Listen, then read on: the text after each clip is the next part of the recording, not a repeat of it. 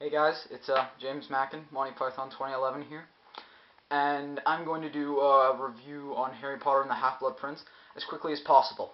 Okay. My opinion of the film, good, better than the others, but it was terrible. You probably don't understand what I mean. What I'm saying is, well, quite simply said, it wasn't how I would have adapted the book into a film. They left out a lot of details in the book that I felt they should have kept in the film, and it was a really big book, I know, but pardon me. But that those details should have stayed in the film. Like, where to start? Well, Harry never seemed sad that Sirius was dead in the film, but in the book he was sad the entire year that Sirius was dead. And they didn't really have a lot of climaxes for stuff. Like that kid who was an asshole that liked Hermione and he was a keeper, but he didn't make it on the team and Ron did. They didn't have a big climax for him, you know? Like, I'm not saying, like, oh, we gotta have a big finish for this guy, but they didn't really have a scene where it's like his run in the film ended. They just sort of showed his stuff and we never saw him again. And I don't like to see that. And they did the same with Quidditch. I mean, I don't really like the Quidditch scenes, but they didn't really have a climax for the Quidditch. Like, they didn't say, alright, Quidditch is over now, or something like that. They just sort of did the Quidditch game, and there was no mention of it again. They could have at least mentioned it, or mentioned the guy, and that would have been the end of it, or something, you know? And I don't know why I keep moving my arms to hold the camera. I just do. Good for me. Other problems with the film? Well, you all know by now, Dumbledore dies. He didn't...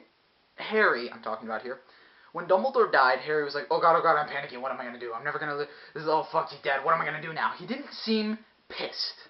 He didn't seem sad or angry or pissed right when Dumbledore died. He was like, he just panicked.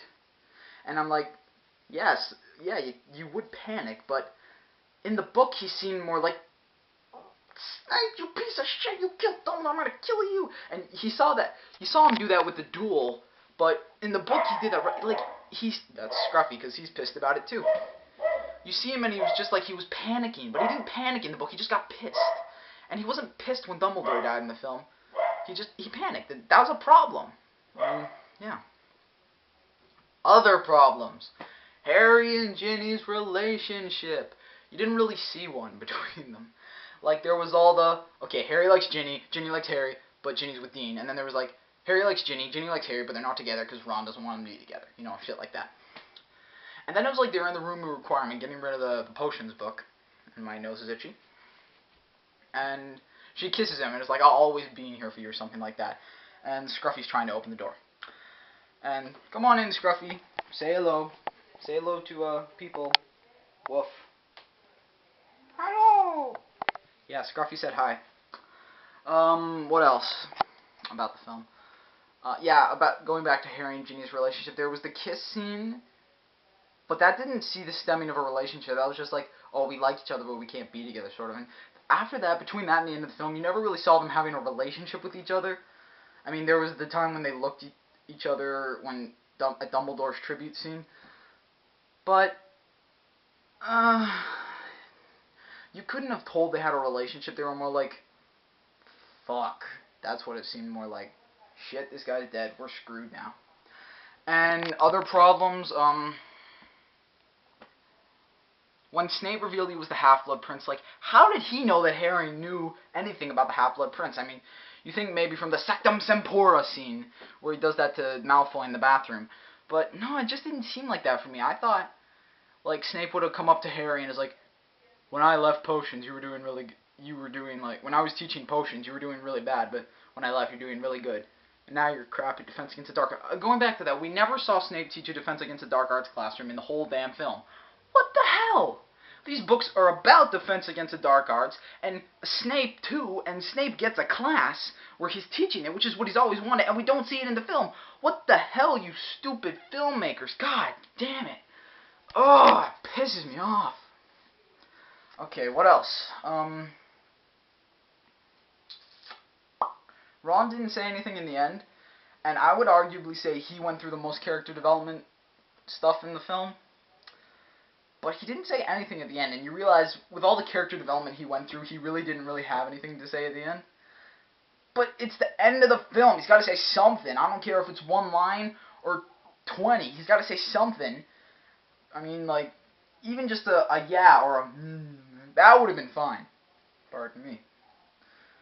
Honestly, so in closing, the film wasn't to my liking because it didn't adapt the book in the way I felt it should have been adapted.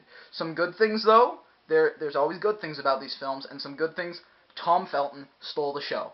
He was amazing. The whole Voldemort memory scenes, they were both good. I like the kid one more than the teenage one. Both, censored and uncensored or whatever.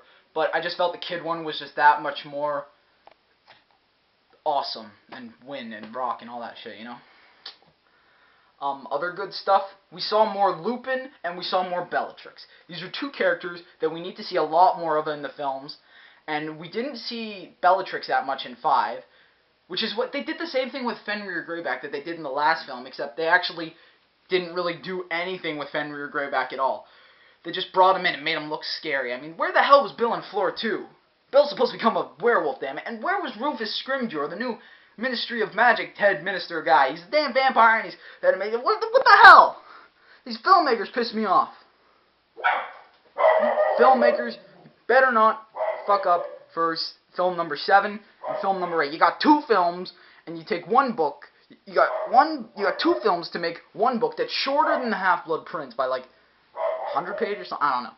You cannot fuck up these 2 films. You need to do them good. I don't know if it's the same director, the same screenwriters, or whatever. You need to do these ones good. You can't leave out anything. You need to literally adapt the film straight from the book. I mean, there's obviously some stuff you can cut out, but you need to do that. And just don't fuck up. I gotta go. I need an intro and I need an outro. See ya.